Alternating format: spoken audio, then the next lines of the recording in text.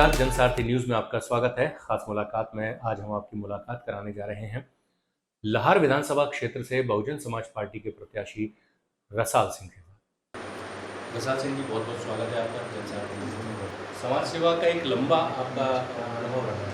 आज के समय में जो जनता है वो कितनी बदली है, जो प्रत्याशी हैं, उम्मीदवार हैं, वो कितना बदले हैं, राजनीतिक दलों में कितना बदलाव आया है? बदलाव जनता में तो नहीं आया, दलों में आया है, नेताओं में आया है। पूरी राजनीति बीजेपी में था। बीजेपी मानती थी अलग प्रकार की पार्टी है, पार्टी विद डिफरेंस। तो ईमानदार लोग थे, अपने आप को समर्पित करके काम करने वाले लोग थे, अच्छे लोग थे। तब बीजेपी बिल्कुल हंस पे थी, स्थिति अच्छी हंस पे आई। बाद में धीरे धीरे बदलाव हुआ। मुझे तो बहुत काम करने का अवसर मिला। दो बार तो जिले का अध्यक्ष रहा, उस नाते मुझे पर्याप्त अवसर मिला काम करने का। पूरे जिले में मैंने बीजेपी भेजी। उसके बाद यहाँ से 4 बार विधायक भी रहा वहाँ से। क्षेत्र परिसीमन समाप्त हो गया। उधर लाहौर की स्थिति बहुत नाजुक थी। विधानसभा में 2700 वोट बीजेपी की रह गई। अब 2700 तो ऐसे होते हैं कि मेरे खड़ा हो जाए, उसको भी ज़्यादा मिल जाए। तो बीजेपी जैसी पार्टी की लाहौर विधानसभा में 2700 वोट थे। बीजेपी ने मुझे बुलाया लाहौर की जिम्मेदारी से, तो काम किया लाहौर में। 3500 से 54,000 वोट पर बीजेपी पहुँचा। और वो कहते रहे आप मेहनत करिए, काम करिए, पार्टी को बढ़ाइए, जनाधार बढ़ाइए। करा था उसमें लगा। टिकट मैंने आज तक कभी मांगा नहीं। इतने चुनाव लड़े, टिकट कभी आज तक नहीं मांगा। एक बार तो जब 18 साल घर उठा दिया बीजेपी ने, ये सोच किया कि ये तो अब बिल्कुल नकारा है। तो फिर 18 साल बाद में लड़ा, तो तब मैंने टिकट एक बार मांगा था मुलायम सिंह जी को। मेरे मित्र थे, उन्होंने टिकट दिया। बोले था ऐसा करना कि वोट थोड़ी अच्छी ले लें ताकि मान्यता यहाँ मिल जाए। मैंने उनसे कहा मैं तो जीतूँगा। अरे बोले जीता जीत छोड़ो, आप तो वोट अच्छी ले लें। चुनाव हुआ, मैं जीत गया। एक बार तो तब टिकट मांगा। एक बार अभी पार्टी ने मुझे धोखा दे दिया। किसी प्रकार की मुझसे बात नहीं की। मैंने बात करने का प्रयास किया तो मना आ गया कि अभी समय नहीं। और उधर एक ऐसे कैंडिडेट को टिकट दे दिया जिसका पार्टी से कोई रिश्ता नहीं रहा। पार्टी की एक भी मीटिंग में आज तक उपस्थित नहीं हुआ। पार्टी ही नहीं था, केवल पैसे के बल। तो जो पार्टी बहुत ईमानदार, त्यागी, तपस्वियों की पार्टी थी, वो पैसे में बेचने लगी। वो पैसे के दम पर उसको टिकट मिलने लगी। तो मुझे आत्मा को बहुत क्लेश हुआ और मैंने पार्टी छोड़ दी। फिर मैंने टिकट मांगा बहुजन समाज पार्टी से। ज़िंदगी में 2 बार टिकट मांगा, एक बार समाजवादी पार्टी से और एक बार बहुजन समाज पार्टी से। टिकट मांगा, फार्म भर दिया है, चुनाव हुआ। मुझे लगता है कि चुनाव में जीतूंगा, हर हालत में जीतूंगा। आज की जो स्थिति कह रही है, पार्टी ने आपको लंबे समय तक अपने साथ रखा, जो भी आपके लिए किया जा सकता था पार्टी ने अपना किया, बहुत मौके दिए। पार्टी ने मुझे कोई मौका नहीं दिया, कतई मौका नहीं दिया। पार्टी के पास न तो रोड में कोई उम्मीदवार था और न लाहौर में कोई उम्मीदवार था। जैसा भी था मैं था। तो रोड में मुझे लड़ाती थी, काम करता था, मेहनत करता था, लगा रहता था। पार्टी किसी दूसरे को लड़ाती, हार जाता। आपका कहने का मतलब है पार्टी की ज़रूरत थी आप इसलिए? हाँ, पार्टी की हम ज़रूरत थी, मैं ज़रूरत था इसलिए टिकट दिया। और लाहौर में भी पार्टी की मैं ज़रूरत था इसलिए मुझे लाहौर की जिम्मेदारी दी। कोई दूसरा आदमी था नहीं वहाँ, कार्यकर्ता बचे नहीं थे लाहौर में, केवल वोट रह गए थे 3500। तो ये तो हम पार्टी ने कोई पार्टी ऐसा कहा कि हमने कुछ दिया है तो नहीं दिया। पार्टी ने तो शोषण किया है। आपको क्या लगता है आने वाले समय में पार्टी से जिस तरह से आपने बगावत की, आप बहुजन समाज पार्टी में शामिल हो गए हैं, तो अगर ऐसा एक बार फिर अगर कोई मैं अकेला थोड़ी हुआ, बहुत से लोगों ने, बहुत कद्दावर लोगों ने पार्टी छोड़ दी है। इसलिए छोड़ दी है कि पार्टी अब बिकने लगी है, टिकट पैसों से होने लगी। तो आपको क्या लगता है कि पार्टी किसी ने हैक कर ली, हाईजैक कर ली है, पार्टी के जो मूल सिद्धांत थे उनसे पार्टी हट गई है? बिल्कुल हाईजैक की है पार्टी। पार्टी रामदेव बाबा ने हाईजैक की है, हाईजैक की है पार्टी। वहाँ और भी साधु सन्यासी हैं, चिन्मयानंद बापू, ऐसे लोगों ने पार्टी अपने कब्जे में कर ली है और केवल पैसे के दम पे पार्टी से टिकट लिए जा रहे हैं। अपन तो गरीब आदमी, पैसा है नहीं।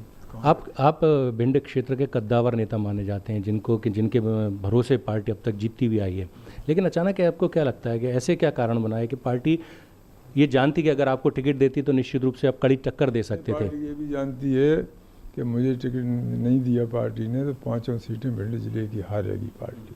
तो ऐसी पार्टी ऐसा क्यों चाहेगी कि दतिया जिले की भी पार्टी हारेगी 2 सीटें, तीसरा भांडर की नहीं कह सकता, दोनों सीटें पार्टी हारेगी, सिमड़ा भी हारेगी, दतिया भी हारेगी। तो कोई पार्टी इतना बड़ा दांव कैसे लगा सकती है हारने के लिए? पार्टी को पहले से मालूम था ये। तो इतनी बड़ी गलती कर सकती है भाजपा? हाँ, कर सकती है।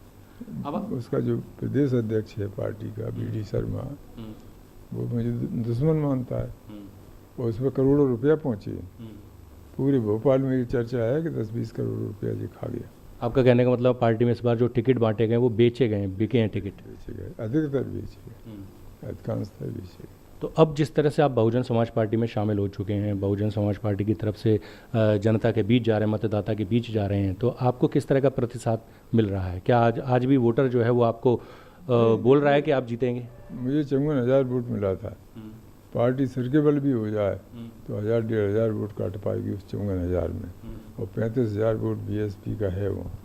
तो वोट तो बहुत है हमारे पास, 80-85,000 वोट, कोई टिकेगा भी नहीं। पार्टी निश्चित रूप से 100% BSP लाल से जीतेगी।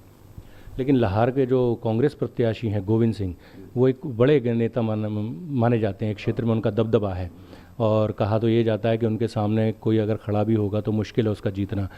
तो अब जब बहुजन समाज पार्टी में आकर आप दावा कर रहे हैं जीत का, तो वो किस आधार पर कर रहे हैं? क्योंकि इधर भारतीय जनता पार्टी का भी प्रत्याशी है और गोविंद सिंह भी उधर प्रत्याशी, और आप? मेरा जनाधार है और जनाधार के दम पे मैं जीतूंगा। BJP से 2 बार लाहौर से लड़ा, दोनों बार पार्टी ने हराया, टिकट भी देते थे और पार्टी हराती भी थी। मेरे पास प्रमाण है इस बात का, अगर कोई बात करना चाहे तो बात कर ले। दोनों बार पार्टी ने हराया, नहीं तो पहले ही जीत जाता मैं। पर मैं उनको धन्यवाद देता हूँ BJP वालों को कि उनने मेरा टिकट काट दिया और मैं BSP में आ गया। आज इस समय जिस समय मध्य प्रदेश में एंटी इनकम्बेंसी की बात चल रही है BJP के खिलाफ, आपको क्या लगता है? एंटी इनकम्बेंसी तो होती है, हर एक के खिलाफ होती है, इनको तो बहुत लंबा समय हो गया, तो एंटी इनकम्बेंसी तो है। तो आपको इसका मतलब ये नहीं है कि कांग्रेस कोई बम्पर जीत कर लेगी। जीत का दायरा 2, 4, 6 सीट का रहेगा, चाहे इनकी ज़्यादा हो जाए या उनकी ज़्यादा हो जाए, सरकार हमारी रहेगी। हम इतने तो जीतेंगे कि जिसको भी सपोर्ट करेंगे। और इनका मायावती जी का स्पष्ट है कि बाहर से सपोर्ट नहीं देती, अंदर से देती हैं।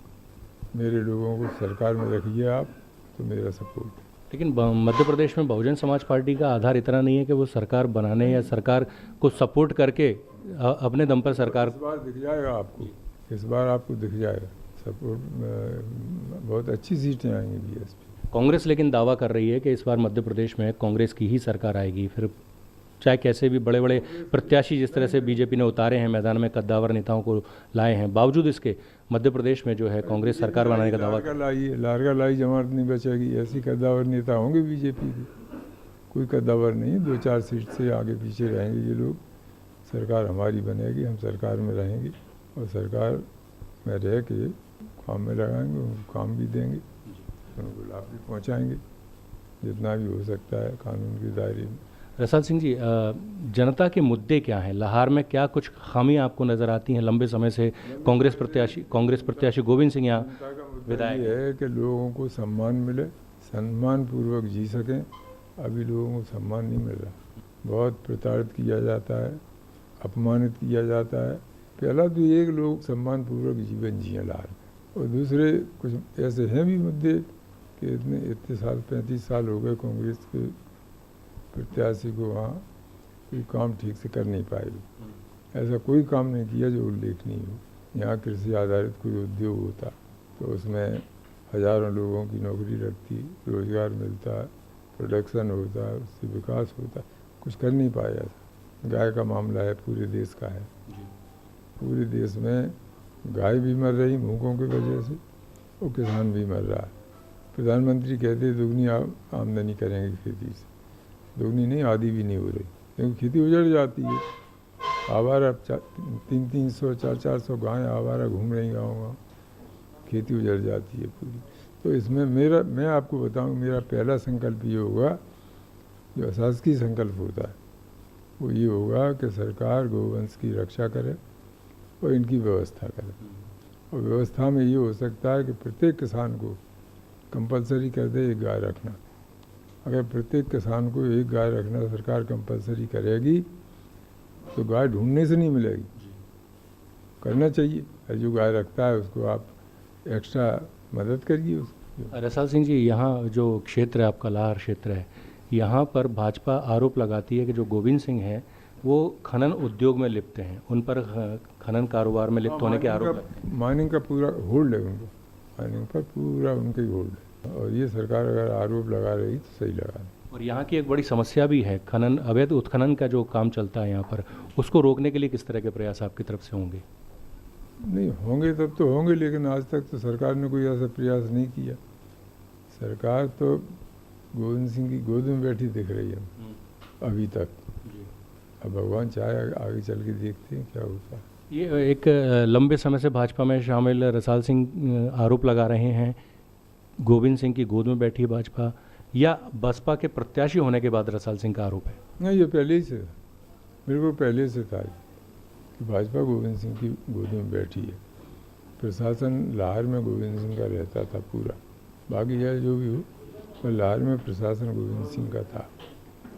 पहली बार ऐसा हुआ है कि अभी गोविंद सिंह प्रशासन की शिकायत कर रहे हैं। तो आपने, जब आपकी सत्ता में सरकार है, अभी कुछ दिनों पहले तक की बात मान लें तो आप पार्टी में शामिल थे, तो आपने इसके खिलाफ कोई आवाज़ नहीं उठाई है? वरिष्ठ नेतृत्व को इस बात के लिए कोई ऐसा? बहुत बार कहा, कई बार कहा। मैंने क्या कहा, पूरे क्षेत्र के कार्यकर्ताओं ने कहा, सबने कहा, कोई नहीं सुनता।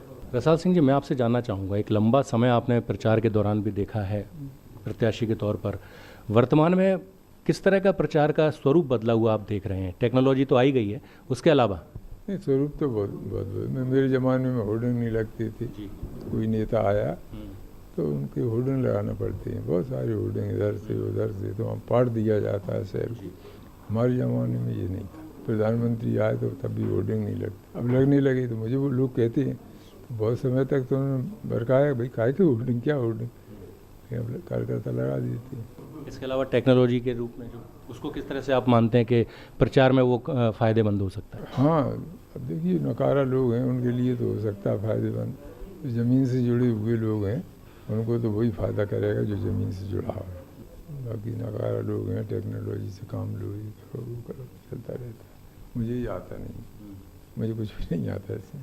अपन तो वही करते, लोगों की सेवा करना, अधिक से अधिक संपर्क रखना, लोगों के बीच में जाना, लोगों की नब्ज टटोलना, ये सब तुमको आता है। रसाल सिंह, मैं आपसे जानना चाहूँगा कि आने वाले समय में आप जब प्रचार करने निकलेंगे तो जनता से किस तरह से वोट मांगेंगे, क्या कहेंगे? एक सहानुभूति का वोट भी निश्चित रूप से आप चाहेंगे? सहानुभूति का तो है, सहानुभूति का है, और ये भी है कि ये आखिरी चुनाव है, हमारे आपके संबंध रहे जीवन पर्यंत। हमने आपका, आपने हमारा साथ दिया है, कंधे से कंधा लगा के हम लोगों ने काम किया है, और ये मेरा आखिरी चुनाव है। उम्र भी नहीं है चुनाव लड़ने की, वो तो जिद में लड़ना पड़ा हमें। हमने कहा तुम्हें तुम्हारी औकात बताएंगे, इसलिए लड़ना पड़ा।